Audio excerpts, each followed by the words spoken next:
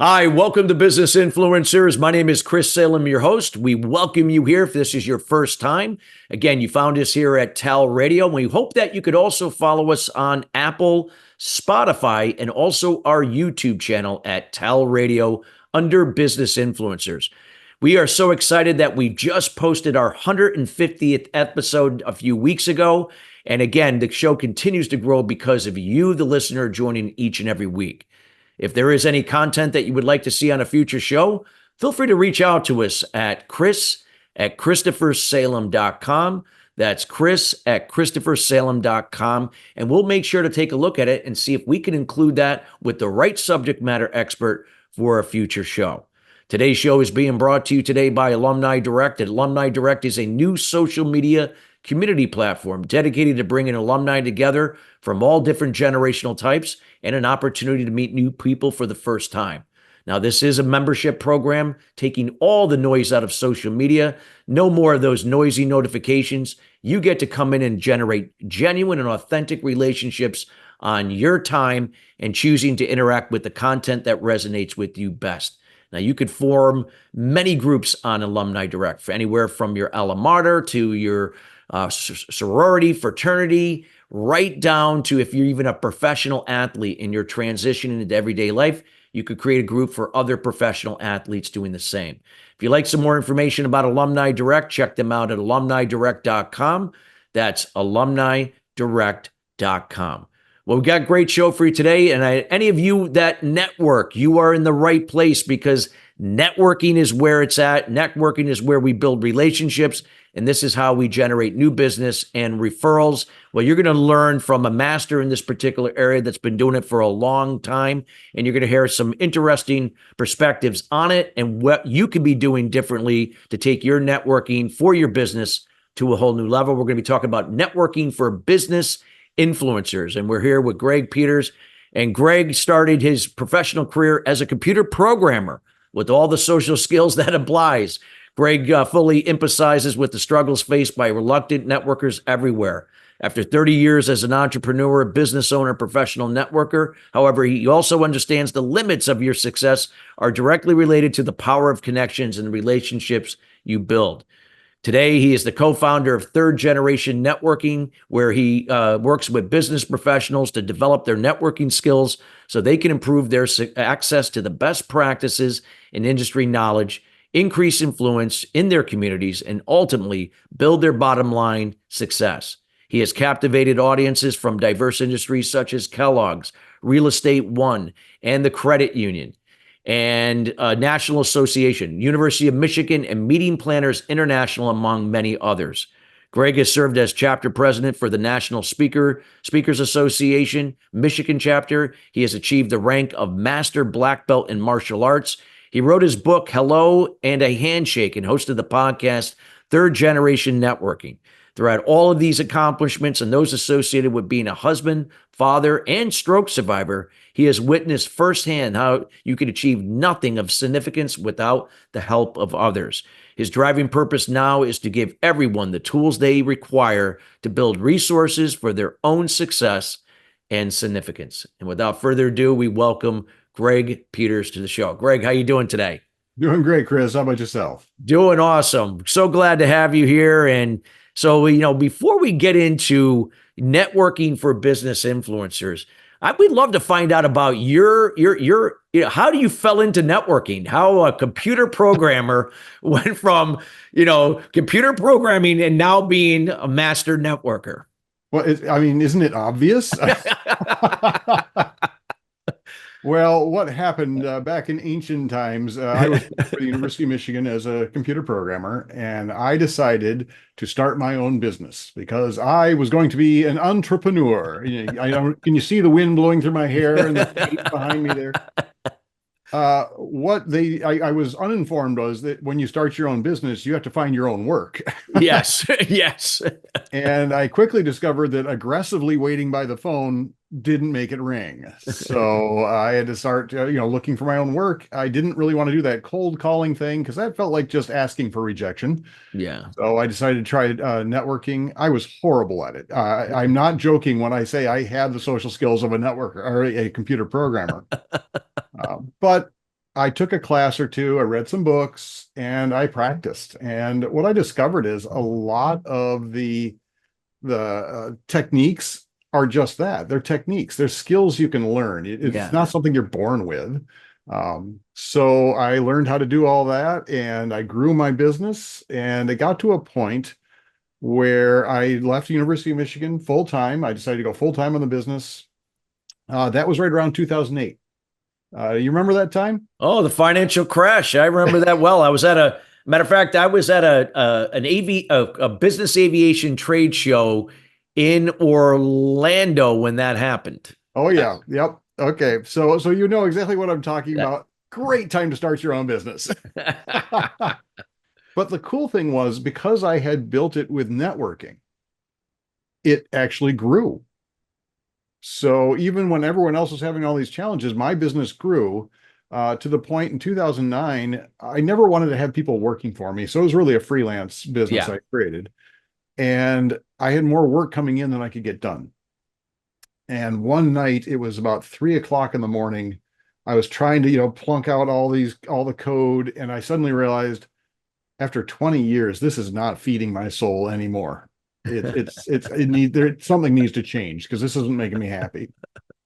So the next day I'm complaining to a friend of mine from the chamber, and she listened patiently as you do to a friend. And after I kind of ran down a little bit, she says, well, did you ever think of teaching people how you grew your business? And that was how the Reluctant Networker was born. Wow. Wow. So I love the evolution of how that all happened. So, talk about, from that experience and what you've done, where do you see networking today? Like where is it going? What are the best practices? Freelancers, solopreneurs, or even small businesses or anybody can generate. And I always like to say, I've always like to come in, like, what can I give? And then what can then when when it comes back to me from somewhere else, I'm glad to receive it. So it may not always come back from the source I gave to, but knowing it could come back from somewhere else. Chris, I'm not sure if I'm necessary here. You've got it all figured out. Well, no, I'm not an expert by any means, but Well, I mean, but what you're saying is yeah, true. You talk about the evolution of networking. Fundamentals are still the same. yeah, It's really about making friends on purpose.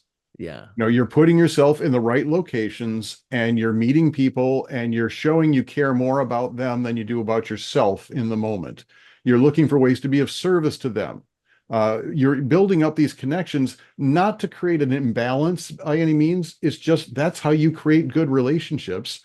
And then with those relationships, when you have need, when you are looking for resources, when you're looking for clients, there are people all around you who are looking for ways to help. So fundamentally, it has been the same forever. Now, techniques have changed. Back in the day, it used to be, hand out your business card to every person you met. yeah. Don't do that, please. Oh yeah, you get there and people are just throwing business cards at you. That's horribly ineffective. I take informal polls occasionally, and when you hand out your card to people who ask for it, you have about a 1 to 2% return rate on that. Yeah. So don't do the card thing. But we have developed over time. We have social media now. We have LinkedIn, so people are able to connect more easily and communicate more easily. Now, ever since COVID, virtual has become a huge thing. I mean, you and I, we met through a virtual group. We met exactly to the 10%, 10% speaker speakers group. And we are not co-located at all. For us to have a coffee together, without virtual, I'd have to get on a plane, and you would exactly. you as well. But now we can establish good friendships Yes. across miles without even meeting the other person in person, because we can see them, we can interact with them, we can find out more about their lives, we can look for ways to be helpful to them. So, Exactly. but it's just basically facilitated this ability for us to create connection. Wow, that's great. And like I said, there's so much value in the relationship when you develop that relationship. And what would you say, Greg, when you're developing a relationship? You said earlier, like you got to connect with people, like you got to connect on that level. It's not about like, hey, what they do, what you do. It's about like the person, and that person wants to know, that you're hearing them and you relate to them, understand them, and want to truly authentically get to know them. Talk about the importance of that and how, I guess, nurturing that relationship can help, you and your business, even though again, that's not what you're leading with, but knowing that when you build that rapport and trust, I guess, that all comes out, with it. Well, if you think about it, that's exactly what it is. If you and I just met at a networking event and we were talking for 5 minutes, and you kind of got the impression this was going to be a good professional relationship, and I stopped you for a second. Hey, Chris, what kind of car do you drive? Actually, I drive a truck. I got a Ford F-150. Okay, that's a nice vehicle. Hey, Chris, I need to drive down to Toledo. Can I borrow your truck? I mean, what's your answer going to be? Well, I mean, if I didn't know you yet, probably no, Yeah, exactly. I mean, we've known yeah. each other for 5 minutes. You're not going to lend me your truck, right? Yeah. But then here's the important thing. Chris, which do you value more? Your truck or your reputation? Yeah. I mean, my reputation is always more important. Good. I was hoping you'd get the right answer. Yeah, you might get somebody that's in the car might say the car. They might not care, but yeah, But yeah, definitely more a business-minded person, yes, would say. but think about that. If you're not willing to lend me your truck after a 5 minute conversation, why would you lend me your reputation?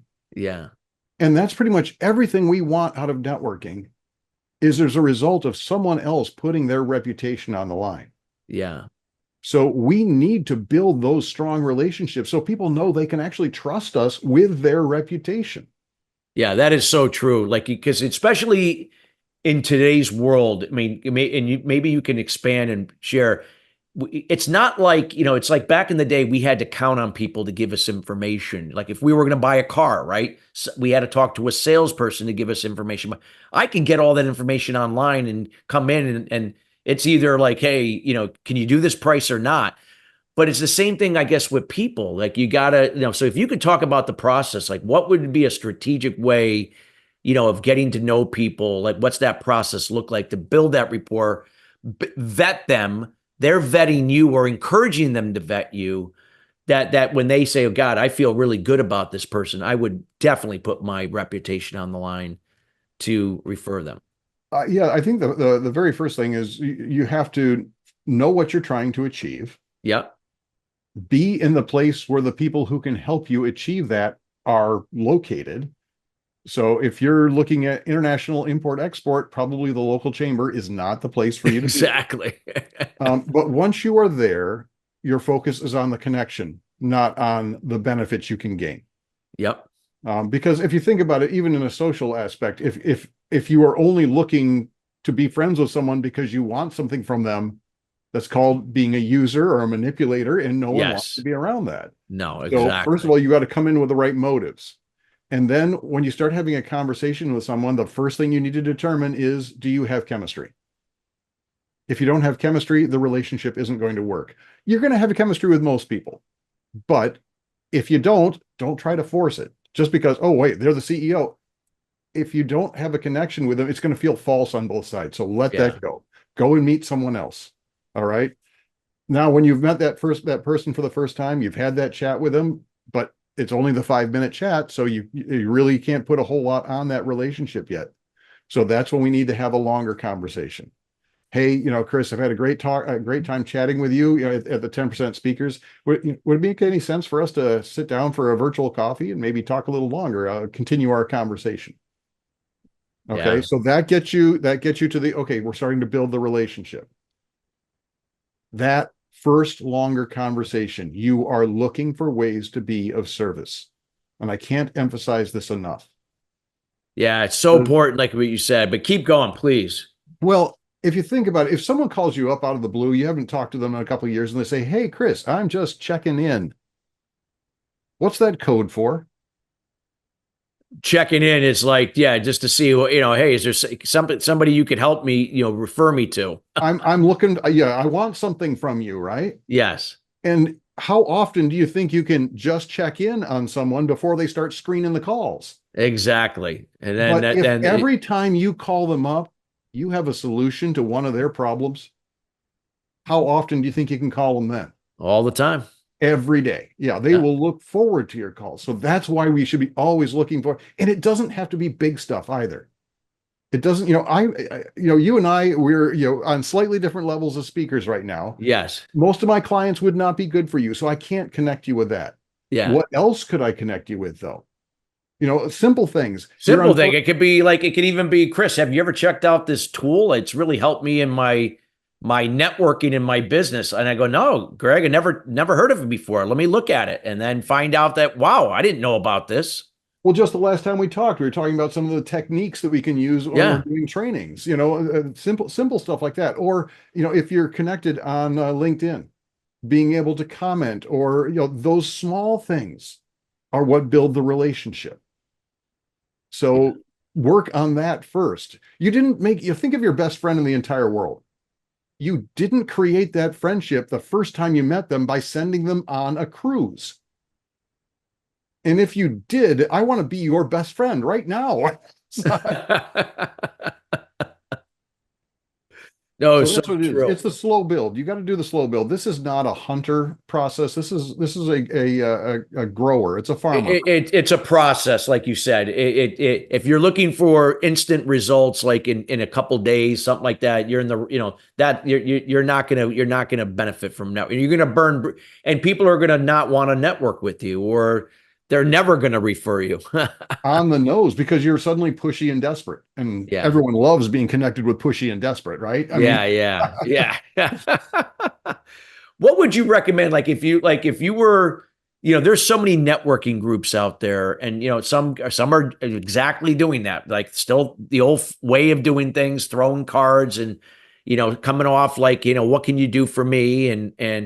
But what would you recommend? Like what gives off what's a good networking group do to build value and unity and engagement, to help to do its best to help everyone grow. oh my gosh. I mean, come on, man. It falls under the kind of the it depends. Yeah. There are two types of groups you should consider joining. You might consider joining groups that are, if you're looking for example, sales, Yes. you would look for groups that have a lot of your target market in it. Yes. So you are there to be of service so that they remember you when they need you. Yep. Right. The second type of group, in many ways, the more powerful group, is the groups that contain those who serve your target market, Yep. but don't compete with you. Yep. And you see this a lot with professional associations where you're able to, the wedding industry is rife with this. You got, the person who has the banquet hall, the florist, the caterer, all those people can work together to serve the same clientele, which means they can also pass referrals back and Oh forth. yeah. I remember a florist, he generated $60,000 to his bottom line by just referring other people, then he got a piece of it. Yep. And that's another thing that you can do is sort of give rewards for referrals. Yeah. You have to be a little careful with that though, because if the person who gets referred finds out, Oh yes. it can feel like it's tainted a little bit. Well, it feels like it. Yeah, this is like, hey, I'm paying you and I'm paying. Yeah. But if they Is have a this great really the best? experience, but if they have a great experience, then all of a sudden it's like, hey, I don't care. I got what I was looking for and I'm Yep. happy and it's making me money or whatever came from it. Yep. Yeah. So in some ways it helps just to be, hey, I have an affiliate relationship with this other person. Yes. So just be clear about it. Yeah. That if you go with them, it'll definitely help me out. But I would recommend them even if I weren't in an Yes. affiliate relationship. So. Yep. Absolutely. What would be some other things like, people listening right now, Greg, on live here, and then also listening later? What would you recommend? What would be the first thing that you would say, hey, if you're not getting what you would like out of networking, Would it be first to look at what you're doing? Oh yeah, that's really the only thing you can control. I mean, Yes. I would evaluate the groups that you're a part of. Why are you in those groups? Are you there just because you think you should be, or are you actually there for a reason? I would look at the number of groups you're a part of. Often people join group after group after group. You know, when I've talked to people, like they start naming off their groups on their fingers, and it's like, okay, if you've gone past 3, you've gone too far. If you're going to be part of a group, you need to be fully invested in the group. You need to be finding ways to be a part of the group as a committee or whatever in order to show that you are fully invested. You're not just a name on the rolls. So I would look at that. I would look at, are you trying to extend relationships? How are you doing that? Are you following up with coffees or with lunches? And then the big thing, are you actually asking for help? Yeah. Yes, that's great. Always asking for help or asking for insight, a lot of times too, like help, insight, and all that. So that's great. I love that. Tell us a little bit about like what's up with your group, Reluctant Group. What are you guys doing? What are some things, the value that you're providing? We'd love to hear about that. Right now, we're primarily working with medium-sized associations, speaking to their membership, because one of the big challenges that most of these associations have had is just on membership. Oh, yeah. And the more the members are engaged with each other, networking, the more likely they are going to want to stay a part of that group and show up for the various events, which of course meets the bottom line on the events and benefits the members because they get access to information and resources they may not otherwise have. Yeah, no, so true. And I know what you're saying about the associations because I've spoke for many of them. And a lot of times there are occasionally sometimes where they're struggling in that area. Like, like they don't have the retention that they would like to have. Yeah. And that's probably an area where they have to get better at and have somebody like yourself that understands, the strategies and what people are looking for there and so on. No, I think that's great. And then, again, creating an experience, creating a culture that people want to be part of and contribute and also receive at the same time. Yeah, and a lot of professional groups they're representing groups that are more technically minded. Yeah. And so they came from the space that I came from, which is relatively little social skills. So they'll give them the minimum tools that they need in order to know how to do this. I mean, you've probably seen it yourself. The best way to start your own or to build your business is through networking. And now on to the next topic. There's no real instruction on how to do that. Yes.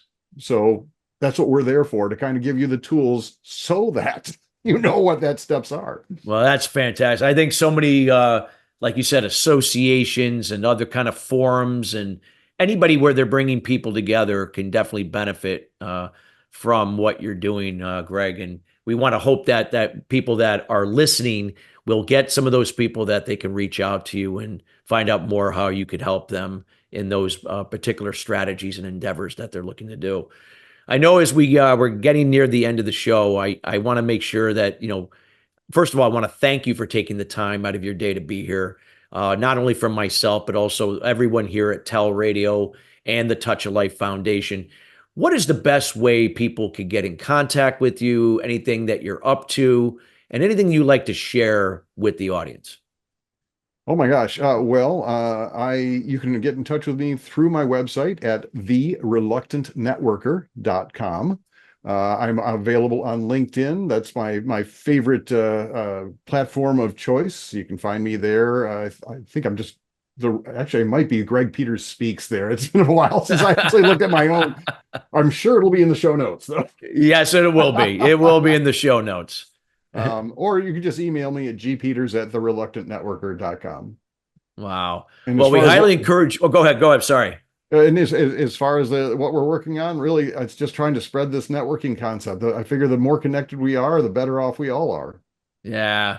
Well, we highly encourage those out there, even if you're running networking groups and you're looking for different ways to, generate more engagement, increase the retention, get more people to join, your networking circle, reach out to Greg. Again, this is somebody that really, again, his business is based upon that, and the strategy and the process, the implementation. So feel free to reach out to him, and also for the associations out there, industry B2B, B2C, same thing. Reach out to Greg. A lot of wealth of information there. So, Greg, thank you so much again for taking the time to be with us. Thank you, Chris. And thank you, audience, for joining us here at Business Influencers. Again, we are committed each and every week in bringing subject matter experts like Greg in to share their words of wisdom to help raise your level of influence in business to the next level. Again, we encourage you to listen to this show in its entirety. Again, there's a lot of golden nuggets that Greg shared. And again, you always pick up something that maybe you missed the first time. Till then, everybody, have a great rest of your week, and we'll see you next week. Take care.